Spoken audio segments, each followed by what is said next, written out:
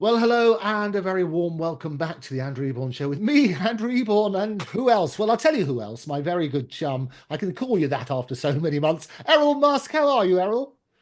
I'm good, thank you. A bit tired, but I'm okay. Well, I'm not surprised you've been all over the media. It's all about you now, which is glorious. And what I find a bit disappointing with some of my media colleagues is they don't really give you a chance to finish your points. Yes, they interrupt me when I try to answer. So I've been on three today. This is the fourth one, talking to you. It's nice talking to you. And yes, they do. They make a point which they try to hammer home, and then I try to tell them it's not really true what they're saying, and they try to stop me. And this morning when I was on Good Morning Britain, I suppose, they cut the transmission at a certain point. The producers switched it off and went over to ads at the end. But I got most of the stuff I wanted to say out, you know. No, and good for you. And what I love about our conversations, and you and I have spoken for, well, must be over 100 hours now with lots of great stuff unpacking it, is that we get a chance to actually let you speak and answer the Thanks. particular points and make sure that Yeah. you're properly represented. Yes. Yes. Yes. Um, um, yes. Yes, you do. And it's nice. I mean, it's actually good, good talking with you. It's good to actually have a bit of freedom, to speak easily, and that's rather good, I'd say. And but obviously, these people have very hard, impressions stuck in their minds about things. So this morning, for example, and even the other day, you know, I started saying last week, I think it was already, that you have to free Tommy Robinson and that he's a political prisoner. And I never heard those phrases. And now when I turn on the TV and I happen to see GB News or Talk TV and so on, they all talk about Tommy's a political prisoner. So I assume they picked it up from me Yeah, no, they because did. up until now, I send out our interviews, as you know, and people pick them up and things like that. And yes, it's the same way with the comparison with Nelson Mandela, which they picked up on the yes, news again today. yes, they seem to have picked that up. And now they're not so, now that somebody has said it, they seem quite reasonably, they seem to feel they can also say it. And so that's quite good, I would say. It was only Friday when I said, last Friday, which is today, Wednesday, when I said on one of the GB, I think it was GB News, or I think so, and I said that I don't think Nigel Farage is strong enough to do the job, and that's needed in England. And now it's, all over the show. I mean, he's basically done. I'm afraid to say. I didn't intend that. Intended merely to say that I feel he's not strong enough. I said at the same time that he's a nice person. I'm sure he's a nice person, and he's spoken very clearly about issues in the past, which I agreed with him on nearly everything. And the problem was that I feel you need a strong man. Mm. Without being sort of too romantic about it, but let's say Spartacus or somebody like that. You need a sort of Spartacus. You need somebody, who's really able to do things, get things, or make people follow. Anyway, the thing is, he's not that person. But anyway, I did say that he should get a second chance if he feels he's been wronged, because afterwards Elon said he has to go, and then I said, well, look, if he feels he's been given a raw deal, then he must be given perhaps a second chance. Yeah. But then over the weekend, out came Farage with a barrage of insults about Tommy Robinson being a woman abuser, and going to great lengths to try to convince people that Tommy Robinson is a man that women fear for the things he's done to them. And then who should come on the TV immediately afterwards, within hours, is his ex-wife, to say that this is absolute rubbish. He's one of the most kind, decent men she's ever known. He's never, ever done anything that even would remotely be able to call him an abuser of women. And then that was it for me. I said, no, this Farage guy's jumping, he's going for straws or something. No, Farage is done with me after that, because that's a cheap blow. to try that kind of thing. They try it on me, as well. Oh, And that's and cheap. this is the thing. They try to dismiss arguments by simply either throwing accusations around or unfounded accusations. But Nigel's come out in the last few hours saying that when he goes over to the inauguration, he's hoping to build bridges again with Elon. Do you think that will happen? No, not with Elon. Elon's very black and white. No, no chance. I would say no chance at all. And unfortunately, my son is like that. I'm a bit like that too. I used to be. I used to be much more. I've mellowed. Let's put it that way. I used to be. I used to give people this 3 chance thing. You give them 3 chances, and then after that, no more chances.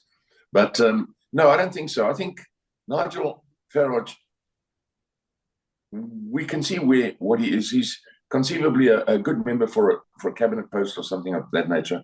But maybe I would imagine, from all his experience and so on. But as a leader, he's a bit of a chinless wonder. So the bad thing to say, he's a bit of a chinless wonder. And so you do need somebody with a bit of jawline. So I would say that as crazy as it may sound, I mean, to you people there, I don't know. But Tommy Robinson, to me, is a man of experience. I have a great deal of experience with men and people over the years. I've been in the military. I've been in all sorts of things. Tommy is somebody I'd have with me as a wingman in a fight. I'd love him. I choose him. And because he's a man. And so I can see it. So I say, no, with him, I'm really safe. I'm probably safer than he is with me. If you know what I mean. And no. So I'm saying now that Tommy must be released. The 3,000 people must be released. And there has to be a very, very open, in-depth study of these grooming and rape gangs that are probably, I suppose, still going on. I mean, I had a look at the transcripts. Elon sent me some of the transcripts. Yeah. Honestly, Andrew, I wouldn't even be able to discuss them with you. Yeah. Oh no, I've read them myself, and they are absolutely harrowing.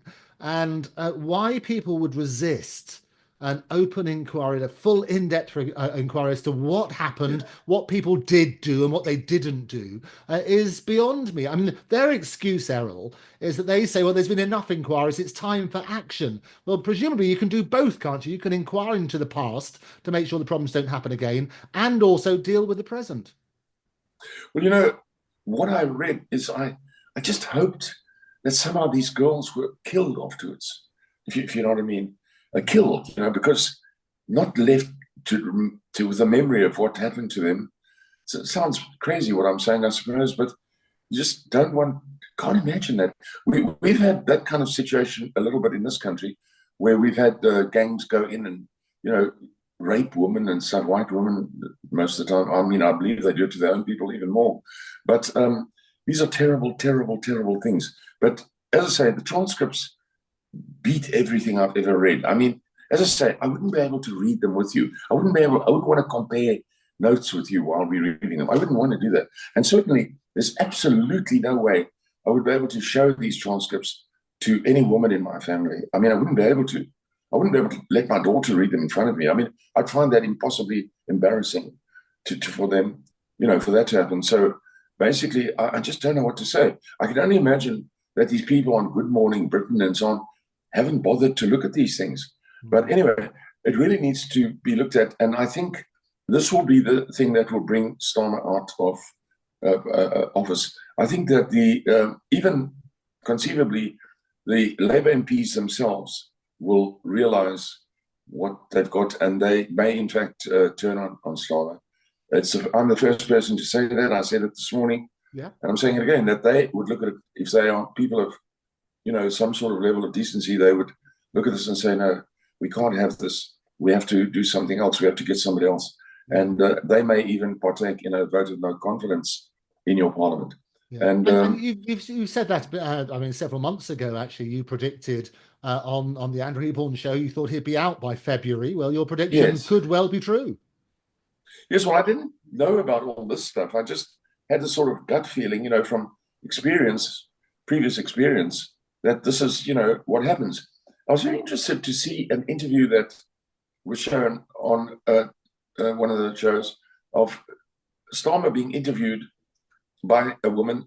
Clearly, it was Starmer. Clearly, it was a genuine interview. I saw nothing to indicate otherwise. And she was asking him about his preference and his ideas for the future and so forth. And she asked him, she said to him, do you prefer being at Davos or at Westminster? Yeah. I imagine Westminster being your parliament.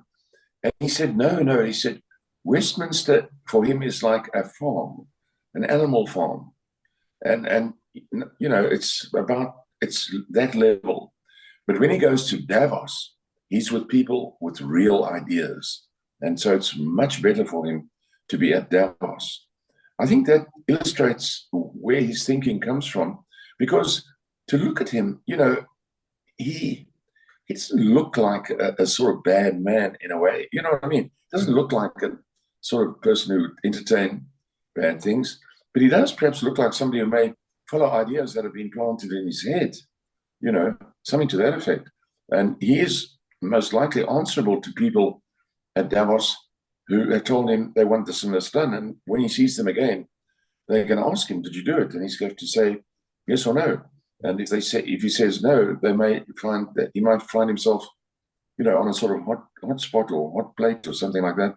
And so appears to be carrying out the wishes of people from Davos. Yeah, actually, it's very widely reported, Errol, over here that he did make that statement. So I don't think he's denying that. I think the principle, but a comparison with Animal Farm and, well, George Orwell in particular, 1984. I think in the current Britain, it's quite extraordinary what's happening, isn't it?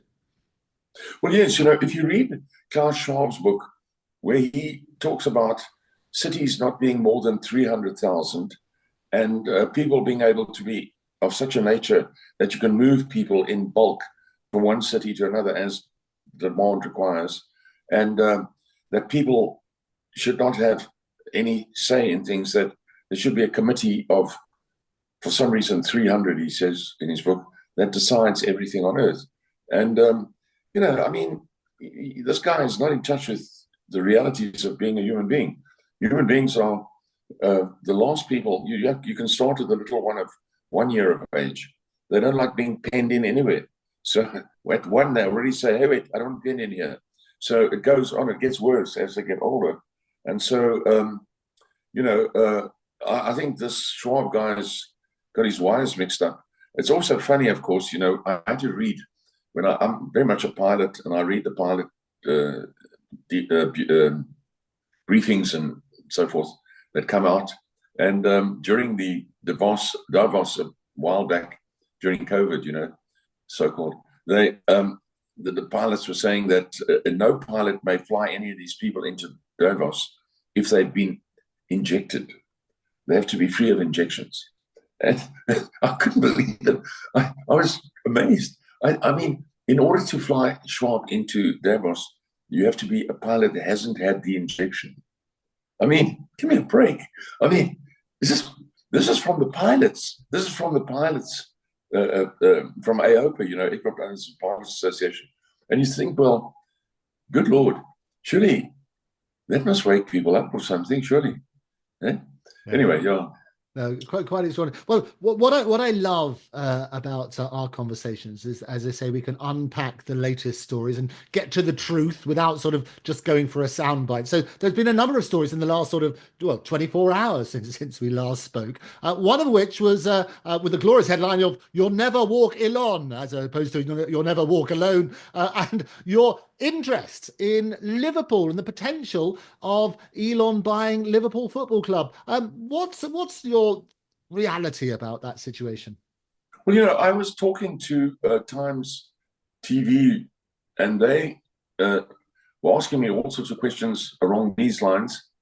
And an interesting sort of interviewer, a woman with a bit of, you know, she was pretty smart. And then suddenly, out of the blue, while we were talking about, you know, Farage and so on, she suddenly said to me, "Is it true that your son wants to buy Liverpool Football Club?" Now, I'm not that up on things that I know.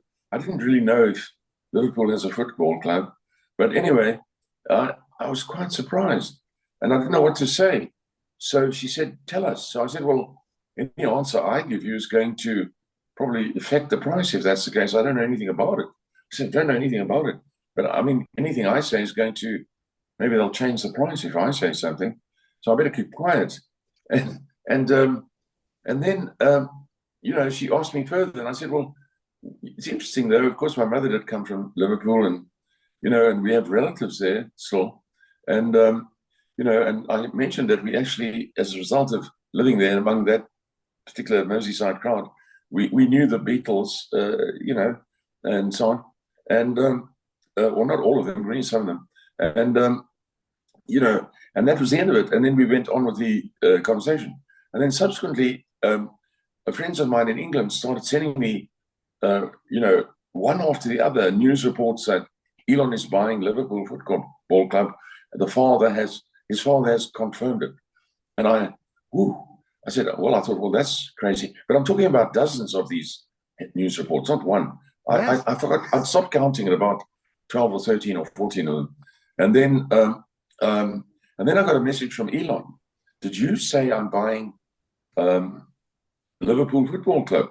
And then they gave me the transcript that they had, the actual transcript, which looked as though something wasn't entirely the full transcript. It was something slightly. Some of the stuff was in brackets. Right. That somebody had put in brackets. In other words, I'd said something and then something was added and put in brackets and then something else. I said no. I said I don't know anything about that. And they said, oh, okay. Elon said, okay, well, fine. He'll deal with it. But since then, I've had a lot of messages from ordinary people who seem to find a way to contact me and say, what a great idea. We can't wait. And how wonderful it's going to be. And other people coming back saying, shouldn't you rather consider Manchester United?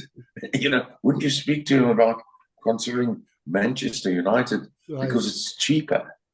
And apparently Manchester United is £5 billion.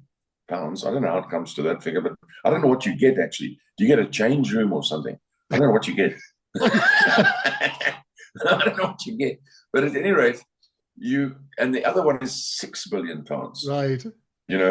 And some of them are not for sale. I mean, but it's a perfect example. They say it's this is what I love about our conversations. We can set the record straight, because if I sort of turn around and say, well, are you going to buy Harrods? So would Elon buy Harrods? You might say, well, it's a good store. It's got a great reputation. And then all of a sudden it's all over the world that it might be a good idea to buy Harrods or buy GB News if it were for sale or any of those sort of things. And that's the issue. So to be clear, you never said that Elon's going to buy Liverpool, or even that you've discussed it. No. I don't know anything about it. How could I possibly say anything? I mean, I don't know. I didn't even know Liverpool Football Club was for sale. But in fact, I received a very formal letter from, I forget it's not a D, some big company that said, we own, to me, we own this Liverpool Football Club and we are deeply committed to Liverpool Football Club, and there's no way that we are selling Liverpool Football Club. Yeah, well, that will be. I can tell you who that is, Errol. It's the Fenway Sports Group, the FSG, who acquired Liverpool in 2010, and they've looked for external investment because running a football club is very expensive. These players and various other things cost a lot of money, so having investment is a good idea. But so they wrote to you. Is that the sort of update? They wrote to you saying it's not for sale. Yes, I got this message that it's not for sale, and I just said, okay, I'm surprised that you're telling me. I mean, thank you very much. I appreciate you telling me that. But it is rather funny because, I mean, I know absolutely nothing about it. And on the other hand, when I heard what the price was, and I know that, Elon is, has easily enough money to not even notice that he bought the place. I thought, well, why not? I mean, here again, it's just me, just me. Not him, just me. And then I thought, okay, but on the other hand, if you buy something like that, obviously it's an extra worry on your shoulders, and you can't sort of buy it and just forget about it. They'll want to see you, and you'll have to be part of it, and you have to sort of show an interest and all that sort of stuff. So it's not as though you can buy something like that and then, walk away and wash your hands of it. And I had that experience once myself of a similar nature. I took over a large restaurant. I was a shareholder in 4 very major restaurants in the Johannesburg area. And the 3 partners I had were keen to immigrate to Canada. And they wanted to sell the entire restaurant group to Sun International, who own Sun City. And I said, no, well, why don't I take over the one closest to me, and I'd like to run it, because I was curious. I used to go there, but never felt part of it, And then they said, great. So they gave me the one as my share, you see. And then I assumed after that I would waltz in, with my friends, and we'd get a lovely table and we'd have a lovely evening every time I wanted to go. No. The minute I took over, we had 2 managers. It was a very big restaurant with about 150 very plush seats and all that sort of stuff. And I was immediately dragged in by the managers. I realized what an incredible hard job it is for these managers, because it was almost like a 24-hour day job, if you know what I mean. Yeah. You go into the night. It was more, we had a dance floor, so it was more into the night. And then the next morning, you've got to be perfect and ship shape at 11 o'clock in the morning to open for lunch. And, I saw how hard it was. It was incredibly hard. And I think I told you before, at one time, we had 27 permanent staff, and many of them were black. And on one occasion, we had this commemoration day for Soweto riots, and the word went out from the ANC. This was in the old days of apartheid. No black person was to come to work, and so a few of my black people did come, and I didn't go there that day as it happened. But a bomb was thrown into the restaurant. Bomb was thrown in, and fortunately, the restaurant had an entrance hall, and then a very fancy entrance hall, and then the next thing was a ladies' bar on the side, fancy, what we call a ladies' bar, very fancy sort of place where you can take ladies, and then the actual restaurant itself. So the bomb went off in the front hall and did quite a bit of damage to the paneling and everything, but didn't hurt anybody because of the fact they threw it in and ran. If it ran away, Yeah, no, I remember you're telling me about it. Extraordinary, and I know a number of people who own restaurant chains. A good friend of mine, the Luigi Lavarini, he owns the Spaghetti House chain over here, celebrating 70 years this year. And the reality is, it's a tremendous amount of hard work. People think when I retire, I'll buy a pub and I'll run that, and actually, it's the hardest work they ever do. Well, it's a family. It has generally the ones that work are family businesses. You have to be in there all the time. It's easy to imagine that you could do it, but if you have a home, if you're at home and you decide to, if you're lucky enough to be a happily married couple, and you have your friends over, and usually it's a couple of people, maybe it's 4 people you have over, and your wife does it, and you see the hardship she goes through to prepare a nice meal for everybody, and then you imagine a restaurant where you're filling those seats 3 times during the evening, and of course during the day as well. So you don't do that once. You do it in a particular evening. You might do it from the evening onwards, maybe 3 times, and everything has to be perfect, and so on. Yeah. So it's very hard, very hard. I would always feel attracted back to it because you think, boy, that was interesting. But I don't think it's a good idea. No. No, but you're absolutely right, Errol. I think if Elon were to invest in any sporting team, he'd have to take an active interest. And you have a number of Hollywood celebrities who've invested in teams over here, and they show up on the terraces on a regular basis. But you mentioned, I mean, you've got family connections there. Elon's grandmother was born in Liverpool, wasn't she? Yes. All her family were born in Liverpool. And oddly enough, my brother's just sent me her brother's war record. He did 41 missions over Germany as a gunner in a Lancaster. And on the 41st mission, he lost an eye and a leg. and he was a gunner, and he received a lot of he received the recognition for it and so forth. And it's interesting to see the record. I did see it once before, but my brothers resurrected it. And yeah, he was a wonderful man, Uncle Ken. And he got a job sort of with the government sort of forever, after that, because he had to have a wooden leg and he only had one eye. But they looked after him, and he was the funniest thing is he was always smiling. He was a very smiling man, and that was her brother, and he was born there, and then the other two brothers, of course, and then of course there's her cousins.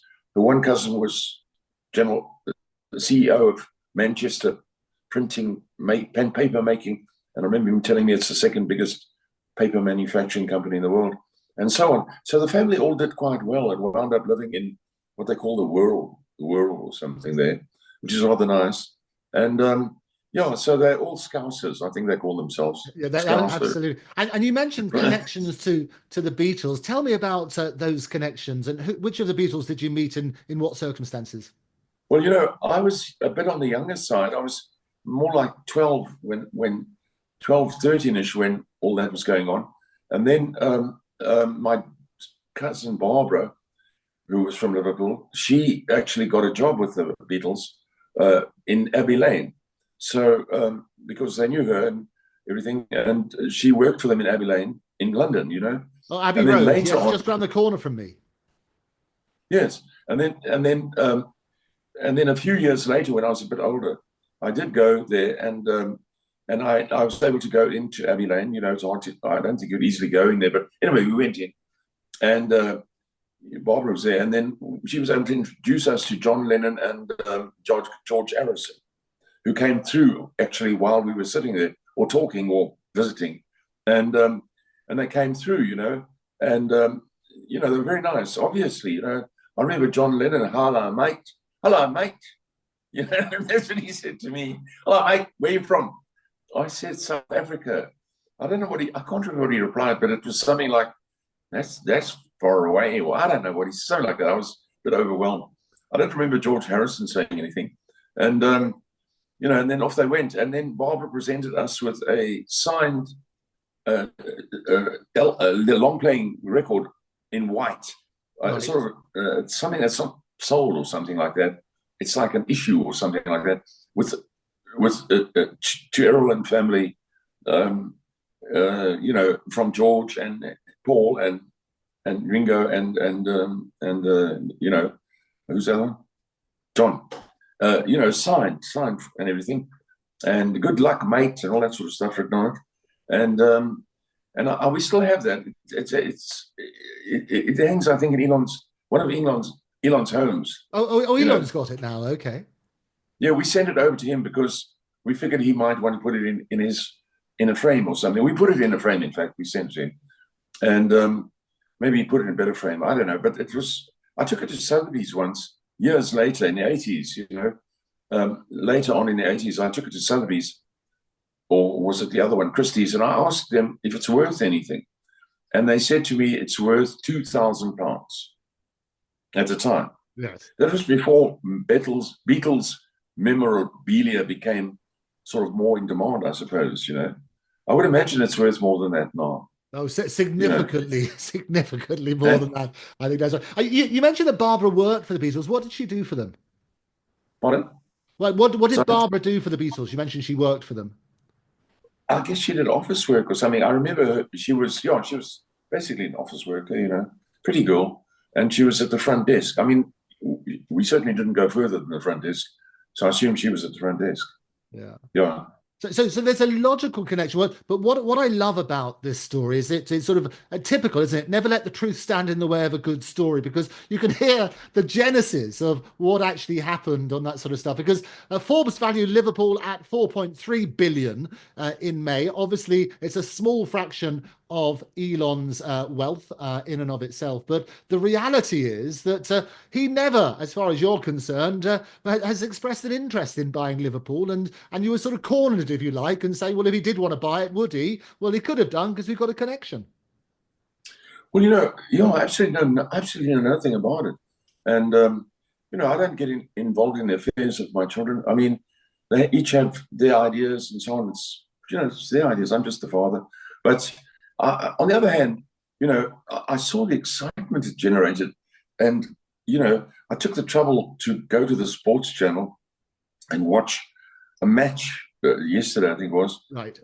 being played, a recorded match. I just watched, and I haven't watched a soccer match for a long time, and I couldn't believe how this gigantic crowd Oh. and all swaying in the same. You know what I mean? I mean, you know, I mean, your first thought is, hey, if the match is coming to an end, I'm going to head out quickly because how the hell do you get out of there? Yeah. When it's finished.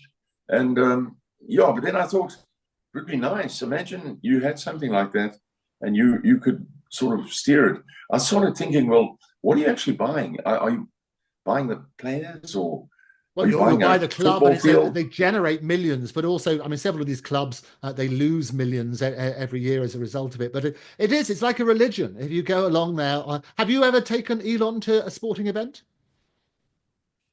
Oh yes, I've taken them to